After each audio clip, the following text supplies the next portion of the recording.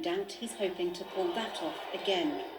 But today the candidates presented two contrasting messages on the issue overshadowing this election. Turn on television, COVID, COVID, COVID, COVID, COVID, COVID. By the way, on November 4th, you won't hear about it anymore.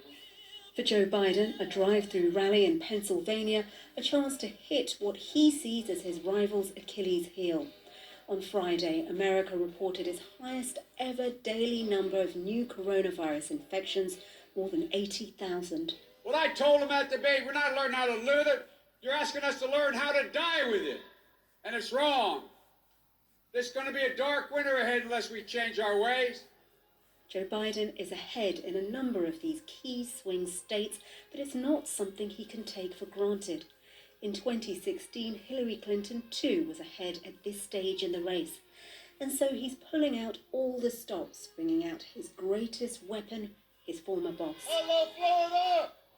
We can't just talk. We can't just imagine a better future. We've got to go out there and fight for it. We got to out-hustle the other side. We got to vote like never before, and we've got to leave no doubt. More than 54 million people have taken up the option of voting early, so they've already had their say. But 10 days is plenty of time for President Trump and Mr. Biden to make their closing arguments for those that haven't. Lebu Diseko, BBC News, Washington. With all the sport now, here's Jane Dougal at the BBC Sports Centre. Hi, Jane. Hi, Tina, thank you. It was a big day for rugby with Exeter Chiefs making history. They are double winners after lifting the Premiership trophy, beating Wasps 19-13 at Twickenham in the final. It was only last week that Exeter also won the Champions Cup final. Austin Halewood was watching. It's an image that's starting to look more and more familiar. Exeter Chiefs, European champions last weekend, now Premiership winners. After a season lasting more than 12 months, Exeter arrived at an eerie, empty Twickenham, filled with confidence, and from the start that was plain to see. Henry Slade weaving his way through the Wasps defence to put his side into an early lead. So a nightmare start for Wasps, who had 11 players from their squad ruled out because of a COVID outbreak. But Jacob Umanga made sure they weren't there to make up the numbers as Wasps drew level. But as the conditions worsened and the tension began to build, it was Exeter that edged ahead through the boot of Joe Simmons.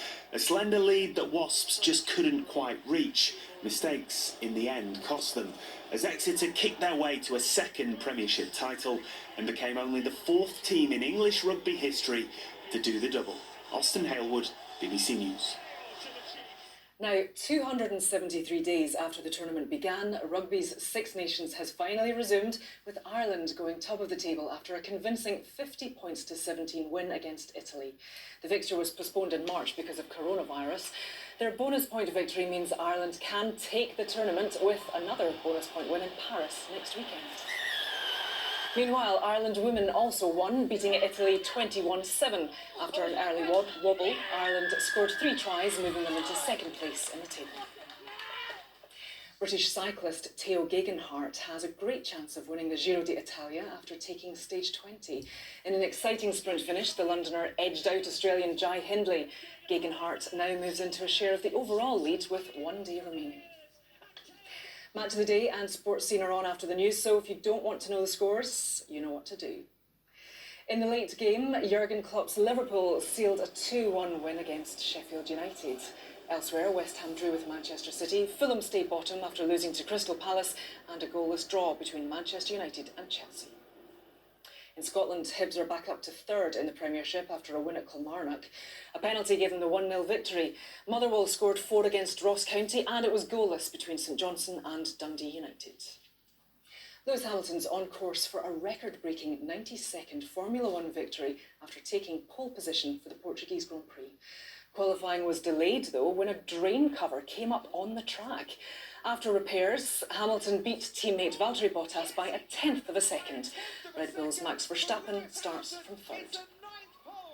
Well, there's more details on the BBC Sport website, including Alan Wynne-Jones's equalling Richie McCaw's world record of 148 caps in Wales's match against France. But that's it from me, Tina. Thanks, Jane. You can see more on all of today's stories on the BBC News channel. That's all from me. Good night.